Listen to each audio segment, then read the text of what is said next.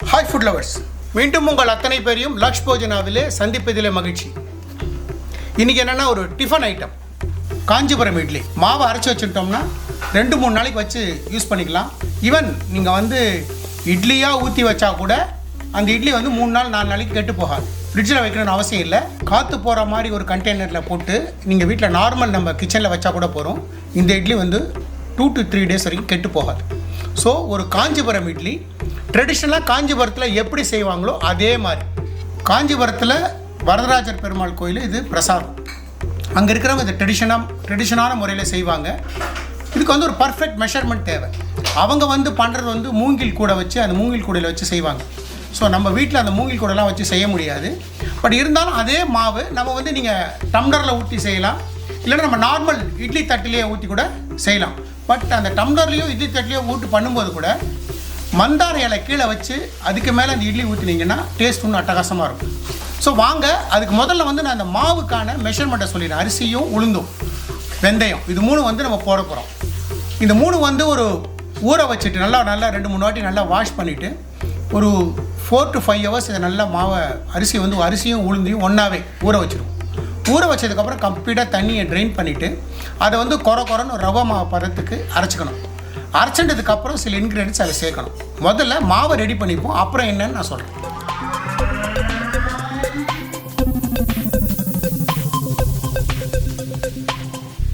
இப்போ எங்கிட்ட இருக்கிறது ஒரு 225 மெஷர்மெண்ட். இது 225ல் நான் ஃபஸ்ட்டு ஒரு 200 grams பச்சரிசி, இன்னொன்று ஃபுல்லாக வரும். அதாவது 450 கிராம் நான் பச்சரிசி சேர்த்துருக்கேன். இப்போ நான் 450 கிராம் பச்சரிசி போட்டிருக்கேன். அதுக்கு 375 கிராம் நான் இப்போ உளுந்து சேர்க்குறேன். இது 250, இது ஒரு 125. ஸோ 375 உளுந்து சேர்த்துருக்கேன். இது கூடவே ஒரு 1/2 டீஸ்பூன் வெந்தயம். இதை நல்லா 3-4 வாட்டி ஒன்றாவே நல்லா வாஷ் பண்ணிவிட்டு இதை ஒரு 4 to 5 hours நல்லா ஊற விடுங்க. ஊறட்டும். ஊறினதுக்கப்புறம் என்னென்னு நம்ம பார்ப்போம். நம்ம போட்ட அந்த அரிசி உளுந்து வெந்தயம் கிட்டத்தட்ட ஒரு 5 மணி நேரமாக ஊறியிருக்கு. நல்லா 2-3 வாட்டி வாஷ் பண்ணி 5 மணி நேரம் ஊற வச்சுருக்கேன். ஸோ இந்த பதத்துக்கு நல்லா ஊறி வந்திருக்கு. இப்போ இதை கிரைண்டரில் போட்டு ஒரு கொரன்னு எடுக்கணும். முழுக்குன்னு எடுத்துடக்கூடாது, வெண்ணெய் பதத்துக்கு வரக்கூடாது. கொரன்னு இதை எடுத்துடணும். எப்படி அரைக்கணும்னு காட்டு.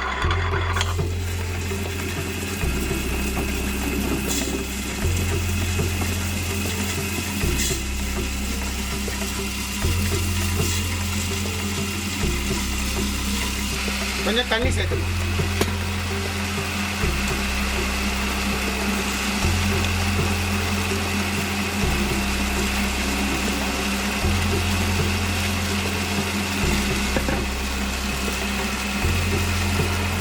நான் ஒரு 2 டம்ளர் தண்ணி விட்டுருக்கேன். விட்டு அரைச்சி வரேன். தேவைப்படும் போது தண்ணி சேர்த்துக்கலாம். இது நம்மளோட இட்லி மா பதத்துக்கு தான் வரணும்.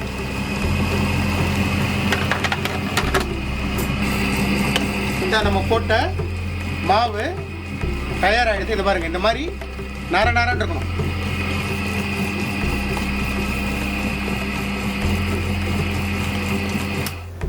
நம்ம அரைச்ச மாவு இந்த மாதிரி நரன்னு கன்சிஸ்டன்சிக்கு அரைச்சிருக்கேன். இந்த கன்சிஸ்டன்சிக்கு அரைச்சிட்டு நான் 1.5 டீஸ்பூன் உப்பை போட்டு கலந்துட்டு இதை ஒரு 12 hours ஃப்ராக்மெண்டேஷன் அலோவ் பண்ணேன். ரூம் டெம்பரேச்சரில் அப்படியே வெளியில் விட்டுருங்க. ஒரு மூடி போட்டு மூடி இது ஒரு 12 மணி நேரம் வெளியில் இருக்கட்டும். மாவு நல்லா புளிச்சதுக்கப்புறம் இதில் ஒரு 3 ஐட்டம்ஸ் சேர்க்கணும். என்னென்னா மிளகு, ஜீரகம், சுக்கு பொடி, அப்புறம் கருவேப்பிலை. 4 ஐட்டம் மட்டும் சேர்த்துட்டு டைரெக்டாக நம்ம வாத்துற வேண்டியது தான். வாக்கிறதுக்கு முன்னாடி அந்த ஐட்டம் சேர்த்தா போகிறோம். ஸோ இப்போ நம்மளோட மாவு தயார். நம்ம அரைச்ச அரிசி உளுந்து காஞ்சிபுரம் இட்லிக்காக கிட்டத்தட்ட 12 மணி நேரம் ரெஸ்ட் பண்ணியிருக்கோம். இது நல்லா புளிச்சிருக்கு, ஃப்ராக்மெண்டேஷன் ஆகிருக்கு. இப்போது இந்த ஸ்டேஜில் நான் என்ன பண்ணுறேன்னா சில இன்க்ரீடியன்ட் சேர்க்க போகிறேன். இது ஒரு 150 கிராம் கடலெண்ணெய், 150 கிராம் கடலெண்ணெய் சேர்த்துட்றேன். இது ஒரு 15 கிராம் ஜீரகம் சேர்த்துட்றேன். 15 கிராம் மிளகு சேர்த்துட்றேன். 15 கிராம் பெருங்காயத்தூள், சேர்த்துறேன். 15 கிராம் சுக்கு பொடி அதையும் சேர்த்துறேன். இந்த இடத்துல ஒரு கருவேப்பிலை வச்சுருக்கோம் கொஞ்சம், அதுவும் சேர்த்துறேன். சேர்த்துட்டு இது எல்லாத்தையும் நல்லா கலந்து விட்டுறோம். உப்பு வந்து நம்ம ஏற்கனவே அரைச்ச உடனே சேர்த்துட்டோம், அதனால நான் உப்பு சேர்க்கலை.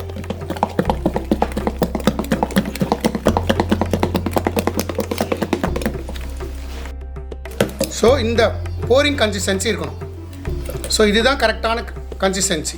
இந்த மாதிரி எடுத்து ஊற்றும் போது இது நல்லா போரிங் கன்சிஸ்டன்சி, ஆல்மோஸ்ட் இட்லி பதமாவு தான். இப்போ வந்து நான் ஒரு டம்ளரில் சைடில் மந்தாரையில் வச்சுருக்கேன். இப்போது இதில் இந்த மாவை டைரெக்டாக அப்படி விட்டுருங்க.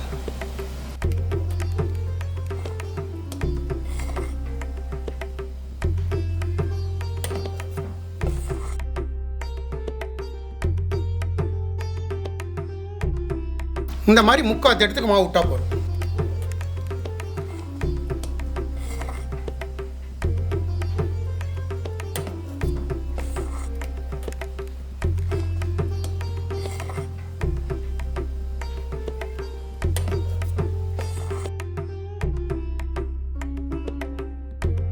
இப்போது இது ரெண்டையும் அப்படியே நாம் ஸ்டீம் பண்ணி எடுத்துருவோம்.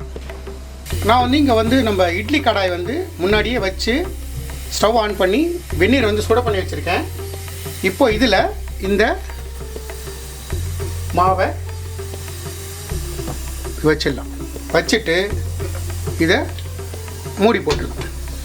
கரெக்டாக ஒரு 15 to 20 மினிட்ஸ் ஆகட்டும். ஆனதுக்கப்புறம் ஒரு நல்ல டூத் பிக் மாதிரி பெரிய குச்சியை வந்து விட்டு உள்ளே செக் பண்ணி பார்த்தீங்கன்னா வெந்துட்டான்னு தெரிஞ்சதுக்கப்புறம் எடுத்துப்போம். தேவைப்பட்டால் இன்னொரு 5 மினிட்ஸ் வைப்போம். நம்ம வந்து காஞ்சிபுரம் இட்லி டம்ளரில் ஊற்றி கிட்டத்தட்ட 20 நிமிஷம் ஆச்சு. பாருங்கள் எந்த அளவுக்கு பியூட்டிஃபுல்லாக வந்துருங்க. இதில் இந்த மாதிரி ஒரு குச்சி உள்ள சொருகி வெந்துடுத்தாலும் செக் பண்ணுங்கள். பாருங்கள் கம்ப்ளீட்டாக வெந்துடுது, கம்ப்ளீட்டாக உள்ள வரைக்கும் வெந்துடுது. ஸோ இப்போது ஸ்டவ் ஆஃப் பண்ணிடலாம்.